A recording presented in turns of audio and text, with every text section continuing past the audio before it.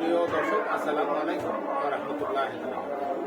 আমি সৈয়দ মুরাদ আহমদ চিশতি, সাজ্জাদ আদেশের ও খাদিমুল মুরাদ বন্দরবার শরীফ, যেখানে হযরত সিপা সালার সৈয়দ নাসিরউদ্দিন রহমতুল্লাহ আলাইহি পূর্ব পশ্চিম রোজা হইয়া 120 জন আউলিয়ার সঙ্গে নিয়ে শায়িত আছে।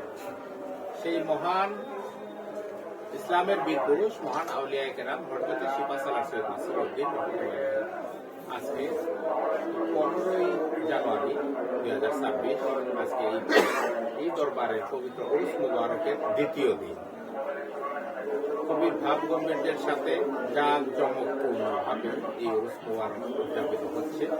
এতে দেশ বিদেশ থেকে অনেক আশিকান, জাকেরান, জিয়ারতকারী মুরিদান আইসা এখানে হাজিরা দিচ্ছেন। আল্লাহ পাক প্রত্যেকের হাজিরা কবুল মঞ্জুর করলেন এবং স্বেচ্ছাসেবক দল এবং